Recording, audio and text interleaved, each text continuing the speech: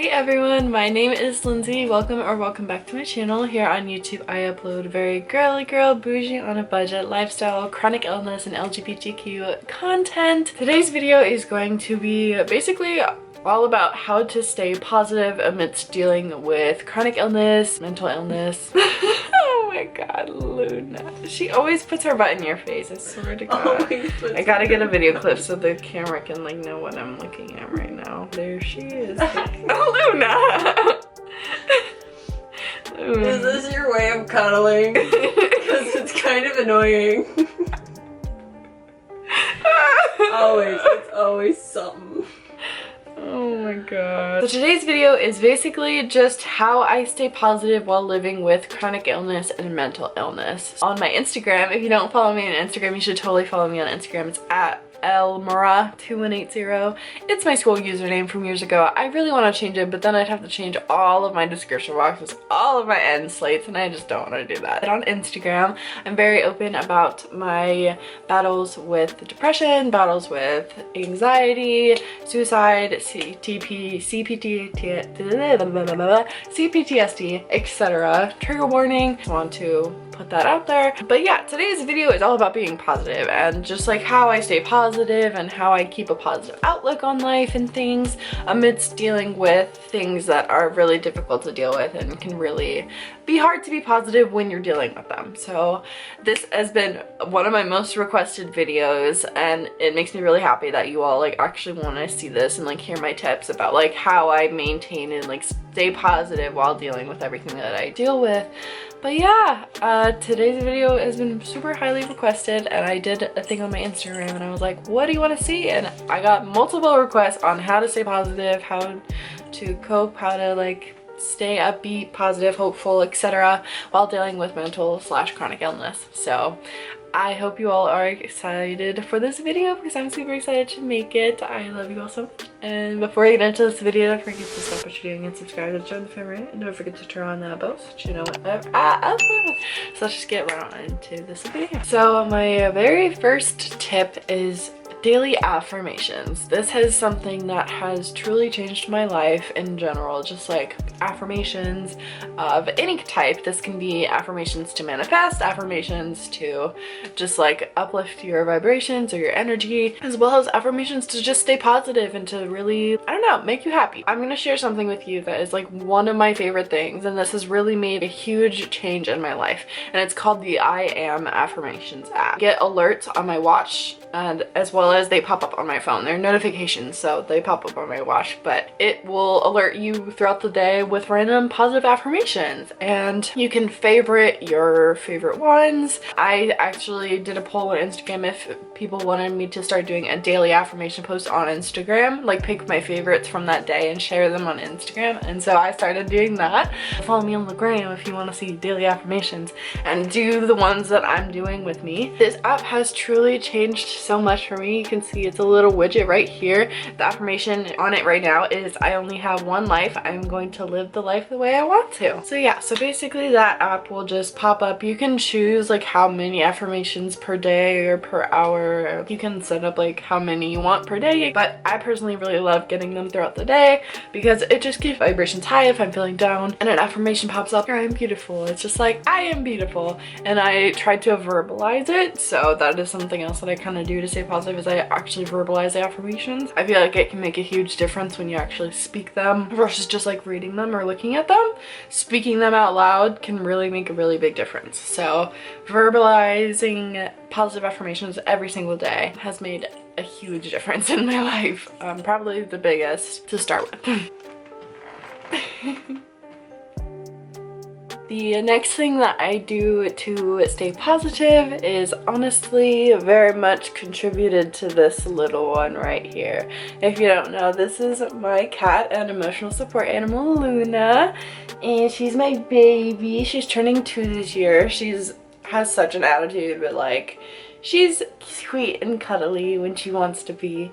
And this girl, she saved my life because I got her the beginning of 2020, right before COVID, and let me tell you, this baby kept me so entertained during COVID. She always puts a smile on my face, and so does my dog. I'm gonna let her go so she doesn't hate me forever. I got Luna to be my emotional support animal because I was really struggling, and because I had actually lost my cat of 19 years, 18 years I think it was at the time, and it was like over a year since I had lost her, so I was just really missing something, and Luna really filled that hole for me. And if you don't know, I'm actually getting a service dog as well, so that service dog is mostly for my physical disabilities, but will also, once I get the dog, I will be training some psychiatric tasks as well, just because I do have cptsd as well, so my service dog will be a big helper to keep me positive and keep me taken care of. But my Luna right now is really my emotional support animal, and I can't tell you how much of a difference an animal can make in your life. An animal can literally lower your blood pressure, like lower your heart rate, like relax you and give you something sensory to touch. Animals are amazing, and a lot of times they know when you're upset and when you're hurting, and they are oftentimes very cuddly in those situations, and they can really make a huge difference. I grew up having dogs. I don't remember a time I didn't have a dog or a cat. Like, I had my first cat when I was 2 till I was like I said, like 18, 19, 20, 21, I don't know. You get the point. Pets, animals, etc., they're amazing, and they can really, really, really, really help if you are an animal person. The next thing that I typically do is I remind myself that I am not alone. Something that mental illness especially loves to do is tell you how alone you are, regardless of how true it is or not. Your brain can, when you're struggling, it can really isolate you, and it can really make you feel like you're the only one who's feeling like this, like there's no way out. Like, basically reminding yourself that you are not alone in these thoughts and these feelings, in this struggle and this battle. You are not alone, and you are never alone. Reminding yourself of that in general is something that I try to do daily. I am not the only person going through this, and I'm not alone in this journey, in this battle, because it is a day-to-day battle, battling mental illness, chronic illness, etc. It's a daily battle, and in order to stay positive through it, you really gotta just remind yourself of your community and the people that you surround yourself with. We'll get into that more later. My next piece of advice is to allow yourself time to grieve, feel your emotions, feel what you're going through, feel whatever you need to feel. Dealing with chronic illness sucks. Dealing with mental illness sucks. And it's okay to feel that. I think that it is super important to realize that you are not going to be happy all the time. As much as people are like, oh, you're so positive while with what you're dealing with. Like, I'm positive, yes. That is my overall mindset, yes. That is what I try to be, yes. But I'm not positive all the time.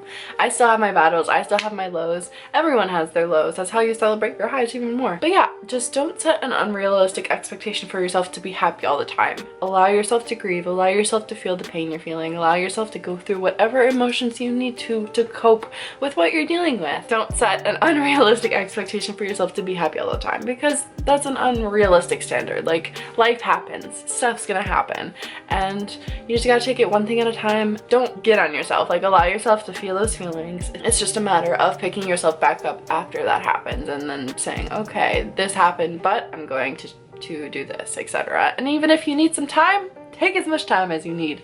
It's all up to you, but definitely try to maintain a positive mindset overall, because it will help you live a more positive, happy life, and that's just something that I have done that's really helped me. Manage what symptoms you can. I deal with daily chronic nausea, brain fog, fatigue, pain, etc. So basically it's just a matter of managing what you can. If you can take Zofran or something and get rid of your nausea, then boom, do it. It will improve your quality of life. You will feel less crappy. I can promise you that. Obviously, different medications help different people. Do what's advised by your doctor solely, but definitely try to manage what symptoms you can. If you can lessen your symptoms or do anything to help your symptoms in any way, whether that's using a mobility aid in public to reduce the risk of fainting, like whatever it is, definitely try to manage your day-to-day symptoms, because the better that you feel, the more likely you are to be positive and happy and enjoying things if you feel better, because that's a huge thing with chronic illness, is that a lot of times our mental health is crap, because when you feel crappy all the time, it's really hard to be positive, have a positive outlook mindset. When you feel like crap. It's really difficult to be positive when you physically feel horrible, and I totally get that. So manage what symptoms you can. Take meds as advised by your doctor to manage your symptoms if that helps with you. Do what helps to manage your symptoms. The next thing is to get the support that you need from your friends, family, partner. Having that support system is super, super important. Also, your doctors. Your doctor is a part of your support system as well, at least, or your treatment plan. Especially dealing with chronic illness, I have a huge team. I have 2 GI doctors, I have a motility specialist, I have a nutritionist, I have a dietitian, I have my primary doctor, like I have my cardiologist, I have my neurologist. It's a team effort when you're dealing with chronic illness to manage the symptoms you're dealing with and going through and living with day to day. You need a support system, and that is a team of doctors that are able to help you live the best life that you can live, as well as the people you surround yourself with, your friends, your family, your partner. It should be a positive relationship. You should get uplifted spending time with the people that you spend time with. But yes, your support system is vital, and oftentimes it can be really helpful when you have the support and love of your friends, family, partner. It just helps you get through all the crap that you two gotta deal with, and it gives you people to go to when you're like, oh my god, I just had a horrible day, I feel like shit, like this is what's going on. It's nice to have those people that you can go to and always talk to and just not feel judged or looked down upon for having those feelings, because you're gonna have those feelings if you're dealing with these things. Have a great support system. Make a support system for yourself. Also, therapist, psychiatrist, forgot to add those two, but you get my point. So something else that I do is I try to set small goals, as well as I break down a lot of tasks into like smaller steps. Sometimes when you have a chronic illness, like doing a lot can be really overwhelming, or it can be very tiring on your body. I literally just cleaned my room this weekend. I kind of wish I vlogged it for a video, but it's fine. My room is clean for the first time in a long time, and it was exhausting, but I did it in parts. I broke up the work. I luckily had my girlfriend over, and she helped me clean and fold and just break down what you need to do into smaller tasks. Do a task, give yourself a break, let yourself relax, let yourself recover. Break down tasks into smaller steps, make small goals, because when you accomplish those smaller goals, it gives you some more stuff to celebrate. And I feel like when you have, it's great to have big goals, it's great to have long-term goals, but I feel like it's also really important to have small short-term goals, because that allows you to celebrate things as you go, and it just kind of like allows you to reach those milestones almost quicker, because they're like shorter term goals, you know what I mean? So I feel like you should have short-term goals as well as long-term goals for yourself, because it gives you stuff to look forward to. It gives you stuff to get excited about and to be excited for. I'm going camping on Halloween weekend with some of my besties and our significant others, and it's gonna be amazing. And I can't wait, because you gotta celebrate even the little victories, whether that's taking a freaking shower, because let me tell you, that is one, a task with chronic illness, also to a task with depression and mental illness, because you just don't want to shower when when you're depressed and when you want to lay in your bed. You're so Gotta do. shake it out. Shake it out. The next thing that I highly recommend giving a try to is having a gratitude journal, gratitude something, just expressing gratitude and thankfulness for the life that you have. I am so grateful every single day for everything that I have and the people in my life and the opportunity that I have due to having my degree now. But yeah, just expressing some type of gratitude. I feel like it really helps you keep a more positive outlook on things when you remain grateful for like the base things that you have. I feel like it's just a good way to ground yourself. I personally don't have a gratitude journal. I have a manifestation journal, but in it, when you manifest things, part of manifesting stuff is having gratitude, being thankful for what you already have, because you know that the universe is bringing you what's meant to be with you, for you. You know what I mean? The next thing is to not let your illnesses define you. It's so important, because there's so much more to you than the mental health illnesses or struggles that you're dealing with, as well as the physical health issues that you might struggle with. There is so much more to you as a person, and it's important to show people who you are as a person. And like, yes, it does affect how you live your life. Obviously, everything you go through as a person shapes you into the person that you become. But while it may be like a really big part of you or a part of your life, like have you aside from those things. It's because it's important to love yourself first and to have that relationship with yourself. Something else that has been honestly life-changing for me is consistent therapy.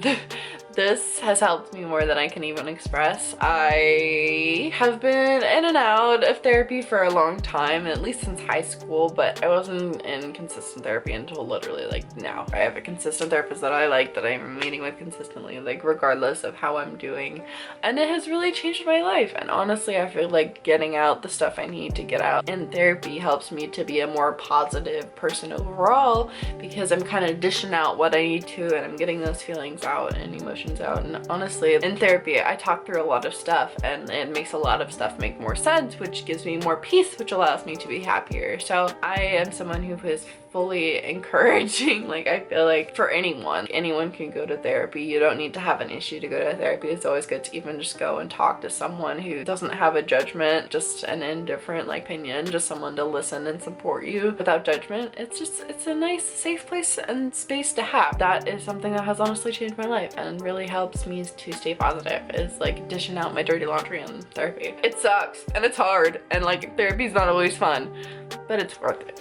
My next thing is to have compassion for yourself and know that you are not failing. One of the biggest things that your head likes to do with chronic illness, well, as well as mental illness, is tell you you're not doing enough, you're not enough, you're failing, you're not where you need to be. Don't let your brain tell you that. Don't let those thoughts eat you alive. Try to change those thoughts into something else. I'm failing because I'm not here yet. Just be like, everyone has their own journey, everyone has their own path, and I am going to reach this step, this goal, etc. when it's meant to happen, when I'm meant to experience it, when this opportunity is ready for me. You never know what's gonna happen. Just know that everything happens for a reason and that you are not failing. You are not a failure. If you have to do things differently or live your life differently because of your disability, because of your mental illness, you gotta do what you gotta do for you. Don't feel bad for prioritizing yourself. You're not a failure, even when your brain might tell you you are.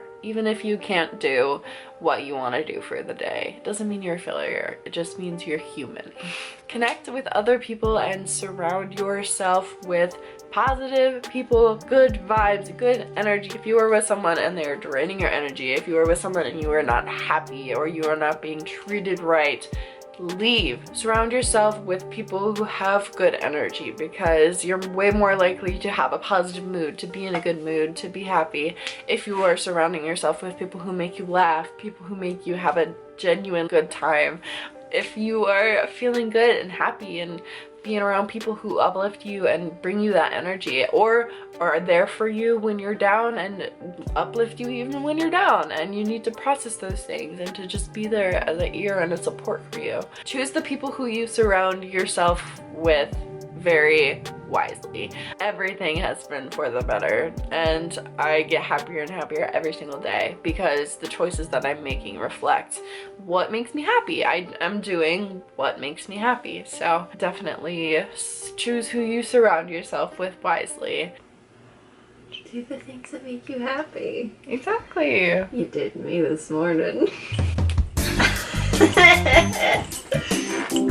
So the next thing that has honestly been life-changing for me, as well as super helpful, this is something that is not for everyone. Definitely take instruction and or talk to your doctor about this before you do anything, but medication has been truly life-changing for me. Obviously physically wise, because like I would not be able to function on a day-to-day basis without Zofran, without Phenergan, without my Keppra, without my seizure med. I wouldn't be able to function day-to-day without medication. Physically, but also like one of the reasons I'm so happy is because I've been consistently on an antidepressant and anxiety medication for over a year now, and that has really contributed to my stability, to my mental health, to how I'm doing right now, to how I'm able to maintain positivity, happiness, positive like outlook and mindset. I have had times where I really didn't think there was any way out. I believe I was first put on my antidepressant in 2019, I want to say. I had my first inpatient for mental health and I believe it was 2019, and then I had my second inpatient in 2020. You'll get that story one day when I'm ready to tell and expose my trauma, LMAO, but that day is not today.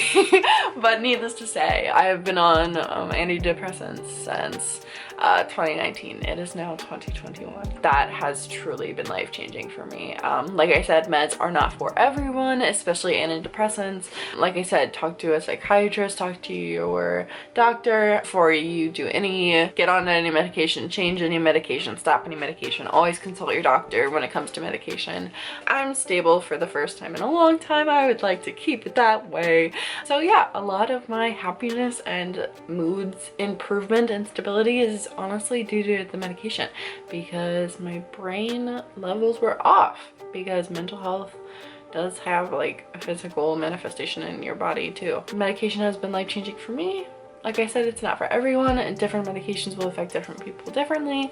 So it's just a matter of working with your doctor to figure out what works for you. And if meds aren't for you, then there's so many other things that you can do and try to manage yourself. But I just wanted to mention it because it has made a huge difference in my life. The very last tip or piece of advice is to pay attention to the present. Try to practice mindfulness. So this can be through meditation. This can be through anything, but practice self-care. Take care of yourself. It can be really hard, honestly. Sometimes it can be very refreshing and it can feel really good.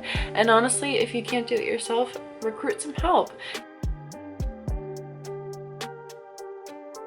Get someone who can take a shower with you. Sorry, I couldn't keep that one in.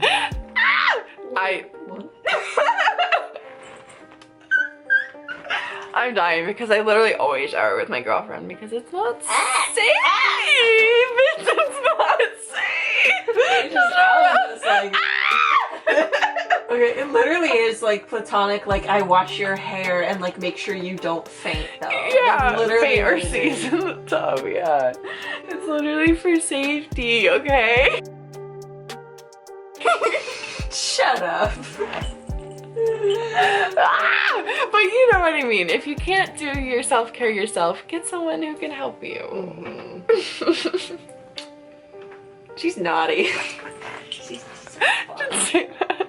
Hey, I'm a grown adult, okay? You are an adult. Right. We're both adults. But yes, practicing mindfulness, practicing being in the moment, it can be very helpful, because I know a lot of times when I overthink or get overwhelmed, something that can be really helpful is grounding myself and being mindful and just taking the moment like second by second, minute by minute. That is something that helps me to stay less anxious and more happy. I'm just simply practicing mindfulness and trying to enjoy the moment and enjoy every second for what it is.